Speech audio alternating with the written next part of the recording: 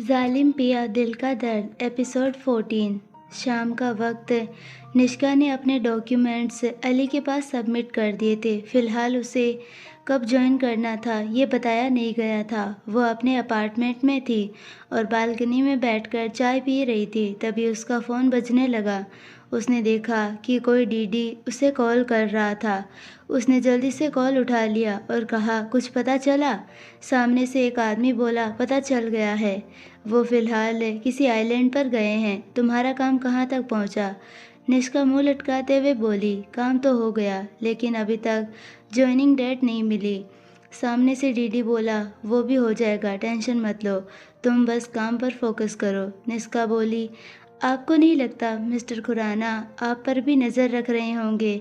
मतलब अब तक तो उन्हें पता चल गया होगा कि डीडी हंसते हुए बोला, हु केयर्स, जो करना है करे। मुझे सिर्फ वानी से मतलब है, कैसे भी करके उसे खुराना की कैद से बाहर निकालना है। निष्का सीरियस होकर बोले, सर आपने बताया नहीं कि ये वानी कौन है, आपके लिए वो इतनी ज़रूरी क्यों है? डीडी ने कुछ नहीं कहा और कॉल काट दिया। निष्का चाय का सिप लेते हुए अपने मन में बोली, एक बार इस वानी से मुलाकात हो जाए फिर सब पता चल जाएगा। बाली, इंडोनेशिया, रात का वक्त। The grand rock hotel. अमान और वानी होटल के टेरेस पर एक टेबल पर बैठे हुए थे। दोनों ने वही कपड़े पहने हुए थे जो उन्होंने थोड़ी देर पहले पहने हुए थे। टेरेस का माहौल काफ़ी रोमांटिक था क्योंकि वहाँ पर भी और भी कपल थे और कपल स्पॉट के हिसाब से वहाँ की डेकोरेशन की गई थी। अमान मुस्कुराते हुए वानी को देख रहा था। वानी को उसकी नज़रें अपने ऊपर महसूस हो रही थी और फिलहाल वो अमान से नज़रें नहीं मिलाना चाहती थी। उसके दिमाग में अमान की एक ही बात चल रही थी, वो अमान को पसंद करने लगी है। ये बात याद आते ही उसने झट से अमान की तरफ देखा। अमान ने धीरे से उसका हाथ पकड़ लिया और उसका हाथ पर किस करते हुए बोला, क्या सोच रही हो? वानी अपना हाथ पीछे खींचते हुए बोली, कुछ भी तो नहीं। तभी एक वेटर उनके पास आ गया। अमान उसे खाने का ऑर्डर दे रहा था। कुछ मिनट बाद वेटर वहाँ से चला गया। अमान ने वानी की तरफ देखा तो वो हड़बड़ाते हुए बोली, मुझे वॉशरूम जाना है, बोलकर वो वहाँ से निकल गई। उसकी हरकतें देखकर अमान मुस्कुराने लगा। इधर वॉशरूम के अंदर वानी मिरर के सामने खड़ी थी। वो खुद से ही बोली, क्या वो बेरहम खुराना सच बोल रहा था? लेकिन मैं उसे कैसे, वो तो एक मर्डरर है। मैं उसे पसंद नहीं कर सकती, मैं भूल कैसे सकती हूँ? उसने मुझसे ज़बरदस्ती शादी की है, उसने मेरी फैमिली को मारने की धमकी दी है मुझे। बोलते हुए उसने अपने हाथ पैर स्लैब पर रखे और अपनी आंखें बंद कर ली। तभी वॉशरूम की लाइट ब्लिंक होने लगी। वानी धीरे से बोली, ये क्या हो रहा है? मुझे जल्दी से निकलना होगा, इससे पहले लाइट्स ऑफ हो जाए। इतना बोलकर उसने अपनी ड्रेस थोड़ी सी ऊपर उठा ली और जल्दी से बाहर निकल गई। बाहर आते ही वो किसी से टकरा गई। सामने वाले शख्स ने उसे कमर से पकड़ लिया था। वानी जल्दी से उस आदमी से अलग होकर बोली, I am sorry, I am so sorry. उस आदमी ने वानी का हाथ पकड़ लिया और शांत लहजे में बोला, आर यू ओके मिस? वानी जल्दी से बोली, हाँ मैं ठीक हूँ। तभी वहाँ पर एक रौबदार आवाज़ आई, इतनी देर से क्या कर रही थी तुम? अमान की आवाज़ सुनते ही वानी की आंखें बड़ी हो गई। उसने हल्के से सर घुमाकर उसकी तरफ देखा और उसके माथे पर पसीने की बूंदें आ गई। अमान उसके पास आ गया और उस आदमी के हाथ से वानी का हाथ अपने हाथ में लेते हुए बोला, क्या हुआ? वानी कांपती हुई आवाज़ में बोली, वो अंदर लाइट ऑफ हो गई थी तो मैं डर गई थी। अमान उसे सीने से लगाते हुए बोला, इट्स ओके, कोई बात नहीं, ऐसा हो जाता है। वानी का शरीर पूरी तरह से कांप रहा था। उसके सामने खड़ा आदमी बोला, शायद वो कुछ ज़्यादा ही डर गई है, आपको उन्हें यहाँ से लेकर जाना चाहिए। अमान ने उसकी तरफ देखा और हाँ में सिर हिलाते हुए बोला, थैंक यू जेंटलमैन। उस आदमी ने मुस्कुराते हुए कहा, इट्स ओके, और वहाँ से निकल गया। वानी धीरे से बोली, मुझे अपने हाथ साफ करने हैं। अमान उसकी तरफ देखकर बोला, व्हाट? वानी उससे दूर होकर बोली, मुझे हाथ साफ करने हैं, मेरे हाथ गंदे हो गए हैं। अमान ने उसे कंधे से पकड़ लिया और शांत लहजे में बोला, इट्स ओके वानी। वानी उसके हाथ झटकते हुए तेज़ आवाज़ में बोली, इट्स नॉट ओके, तुम मुझे फिर से सज़ा दोगे मेरे हाथों को गर्म पानी में। बोलते हुए वो चुप हो गई। अमान ने उसे सीने से लगा लिया था। वानी ज़ोर ज़ोर से रोने लगी। अमान उसकी पीठ सहलाते हुए बोला, शांत हो जाओ वानी, कोई सज़ा नहीं मिलेगी तुम्हें। वानी की सांसें इतनी भारी हो गई थी कि वो मुश्किल से सांस ले रही थी। अमान ने उसे गोद में उठा लिया और सीधे पार्किंग की तरफ ले गया। थोड़ी देर बाद वो दोनों पैलेस वापस आ गए थे। वानी वॉशरूम में थी और अमान बालकनी में था। वानी ने वाइट कलर का गाउन पहना हुआ था और उसके बाल खुले थे। उसने अपने कांपते हुए हाथों से दरवाज़ा ओपन किया और धीमे कदमों से बाहर निकल गई। कुछ मिनट बाद वो बालकनी के दरवाजे के पास खड़ी थी। वहाँ पर एक टेबल लगी हुई थी और अमान कैंडल्स जला रहा था। उसकी नज़र जैसे ही वानी पर गई, वो मुस्कुराते हुए उसके पास आया और वानी का हाथ पकड़कर उसे टेबल के पास ले गया। टेबल पर वानी के पसंद का खाना रखा हुआ था और बाली की कुछ स्पेशल डिशेस भी थी। अमान ने उसे सोफे पर बिठा दिया और खुद उसके पास बैठते हुए बोला, तुम कुछ ज़्यादा ही वक्त लेती हो फ्रेश होने में। तुम्हारे चक्कर में मेरे पेट में चूहे दौड़ रहे हैं। वानी ने उसकी तरफ देखा, लेकिन वो कुछ बोल नहीं रही थी। अमान ने खाने की एक बाइट उसकी तरफ बढ़ाते हुए कहा, ये यहाँ की स्पेशल डिश है, खाकर देखो। वानी ने चुपचाप वो बाइट ले लिया। अमान गहरी सांस लेकर बोला, क्या हुआ है तुम्हें? अभी कुछ घंटे पहले हमारे बीच में सब ठीक था। वानी उसकी तरफ देख भी नहीं रही थी। वो अपना सर झुकाकर बैठी थी। अमान ने उसे अपनी बाहों में भर लिया और सीरियस होकर बोला, I love you so much. इसके बाद मैं तुम्हें हर्ट नहीं करूँगा, आई प्रॉमिस। वानी ने उसे देखा और एकदम से उसे हग कर लिया। अमान कुछ पल रुककर बोला, पहले खाना खा लेते हैं, मुझे बहुत ज़ोरों की भूख लगी है। उसके बाद हम आराम से मेकआउट कर लेंगे, पूरी रात है हमारे पास। वानी उससे अलग हो गई और हैरानी से उसे देखने लगी। अमान उसकी तरफ दूसरा बाइट बढ़ाते हुए बोला, देखने के लिए भी पूरी रात है हमारे पास। उसकी बात सुनकर ना चाहते हुए भी वानी मुस्कुराने लगी। मुंबई, इंडिया। देव दीक्षित का ऑफिस। देव अपने कैबिन में बैठा था और उसके सामने दो आदमी बैठे थे। देव अपने सामने रखी फाइल में देखते हुए बोला, मुझे नहीं लगता ये किसी एक आदमी का काम है। हो ना हो उसका कोई पार्टनर तो ज़रूर है। उसके सामने बैठा हुआ एक आदमी बोला, लेकिन सर, हमने पूरी छानबीन की है, कहीं से भी कोई क्लू नहीं मिल रहा है, हम उसे कैसे पकड़ेंगे? देव सीरियस होकर बोला, हरी, मुझे शक है कि इसके पीछे अमान का हाथ है। हरी हैरानी से बोला, लेकिन सर, उसके खिलाफ हम कोई एक्शन नहीं ले सकते। वो बहुत ही चालाक और ख़तरनाक आदमी है। देव को सोचते हुए बोला, कुछ ना कुछ तो करना ही पड़ेगा हरी। अगर हमने जल्द ही कुछ नहीं किया तो वो ऐसे ही लड़कियों के आगन्स निकाल कर उन्हें मारता रहेगा। दूसरा आदमी, जिसका नाम यश था, वो बोला, सर, सबसे पहले तो आपको अलर्ट रहना होगा। अगर उसे भनक भी लग गई कि सीरियल किलर को पकड़ने का मिशन आपको सौंपा गया है, तो उसका अगला टारगेट आप होंगे। देव मुस्कुराते हुए बोला, ऐसा कुछ नहीं होगा। मैं कितने सालों से ये बिज़नेस कर रहा हूँ ताकि किसी को मुझ पर शक ना हो। हमने इसी तरह से कितने क्रिमिनल्स को पकड़ा है। इसे भी पकड़ लेंगे, वो भी सबूत के साथ। हरी बीच में बोला, लेकिन सर, हम उसे ऐसे ही क्रिमिनल नहीं कह सकते क्योंकि उसका नाम बेस्ट न्यूरोसर्जन की लिस्ट में आता है। यस उसका साथ देते हुए बोला, हाँ, और पिछली बार हमने उनके हॉस्पिटल की छानबीन भी की थी। उस वक्त ऐसा कोई सबूत नहीं मिला था जिससे ये साबित हो सके कि लड़कियों के गायब होने में उसका हाथ है। देव उसकी तरफ देखते हुए बोला, तो तुम्हें लगता है कि अमान खुराना सीरियल किलर नहीं है? हरी कुछ सोचते हुए बोला, हाँ, मुझे तो ऐसा ही लगता है। बोलते हुए उसने हरी की तरफ देखा। हरी धीरे से बोला, मुझे भी यही लगता है सर, क्योंकि कुछ दिन से वो शहर से बाहर है और उसके जाने के बाद भी लड़कियां गायब हुई थी। देव गहरी सांस छोड़ते हुए बोला, ठीक है, तो पता चल ही जाएगा कि वो सीरियल किलर है या नहीं। हरी और यश दोनों ने हैरानी से कहा, वो कैसे सर?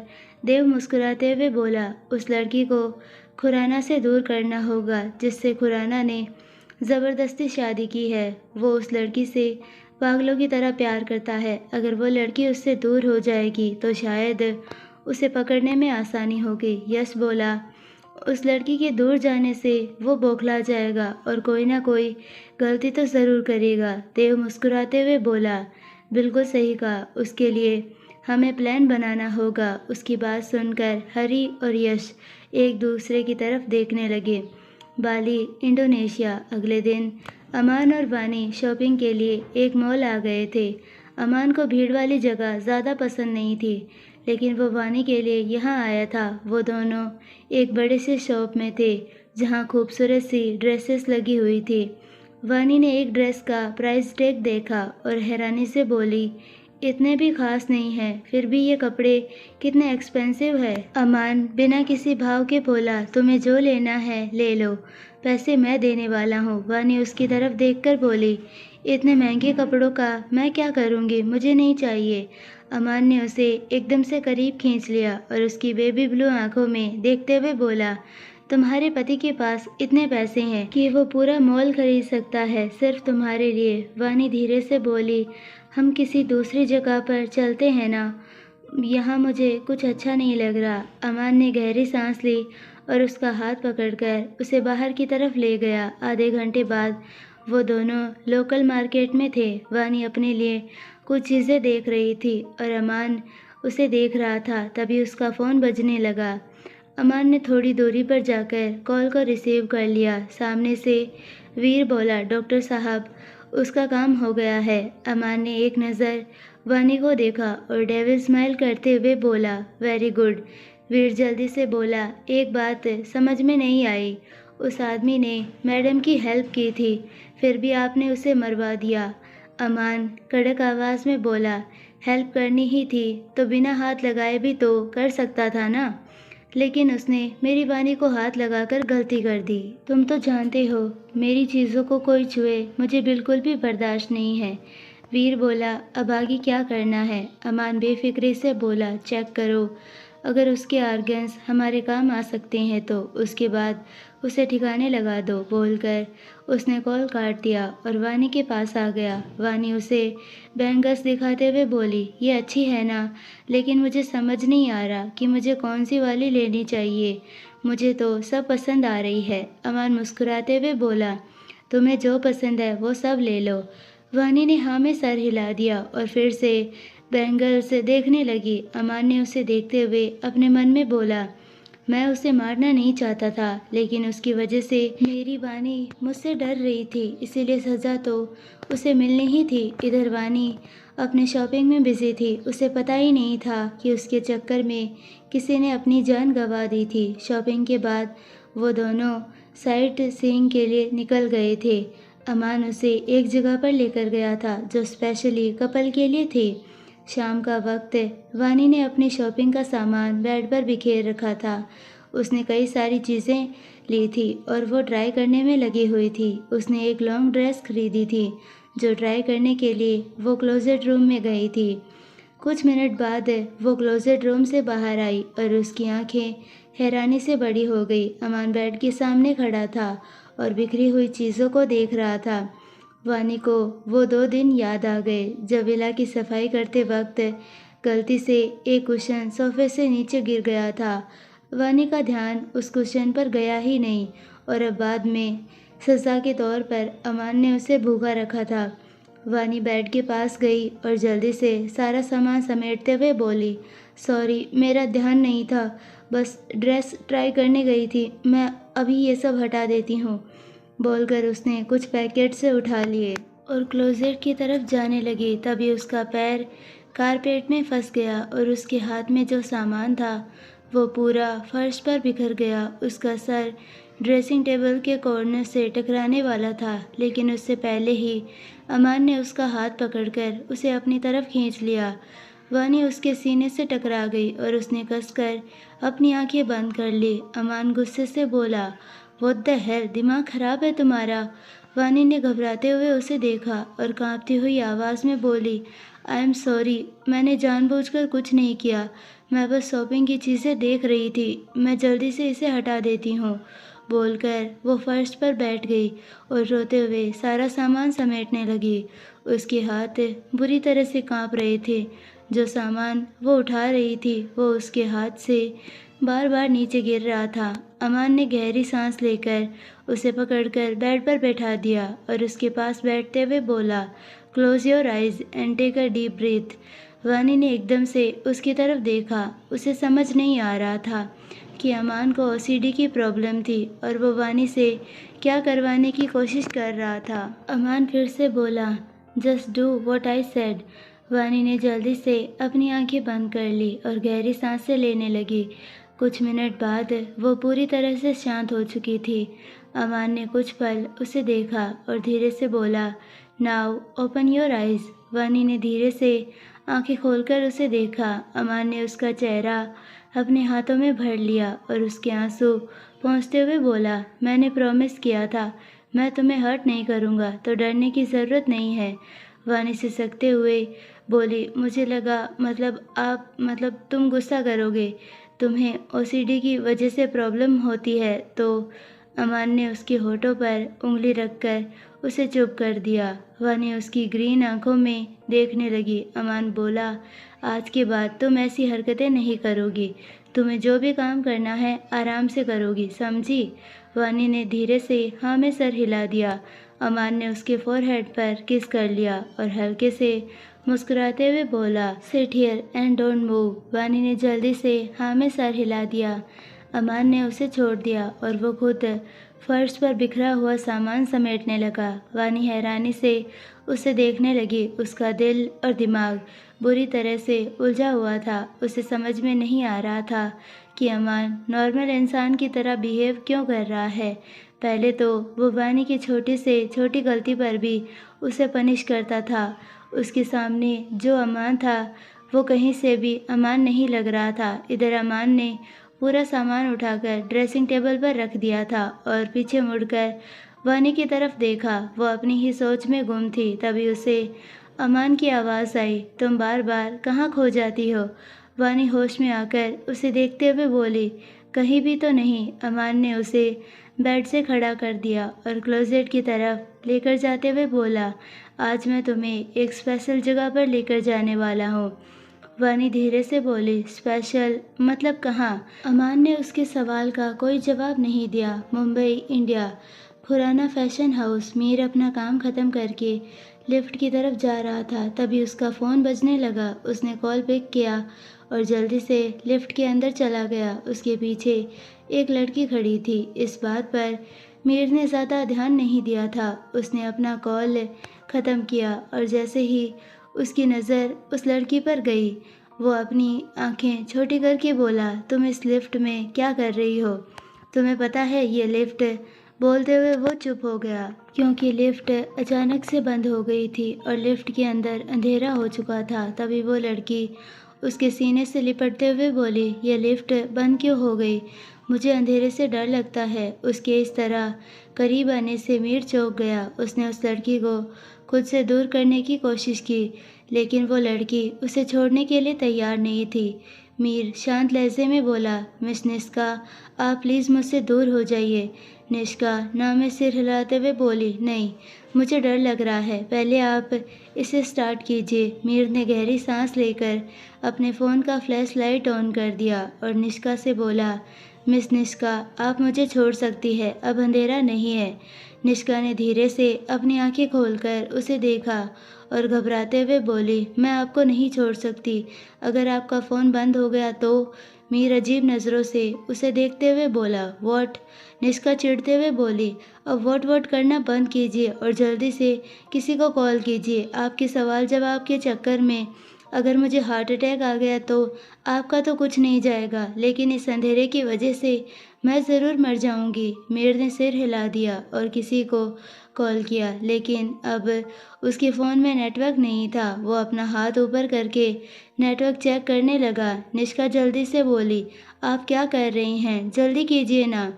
मीर ने उसकी तरफ देखा और उसे घूरते हुए बोला, अब अगर तुम चुप नहीं रही तो मैं ये फ्लैश लाइट ऑफ कर दूंगा। उसकी बात सुनकर निष्का की आंखें बड़ी हो गई। उसने जल्दी से कहा, मैं कुछ नहीं बोलूँगी, प्रॉमिस।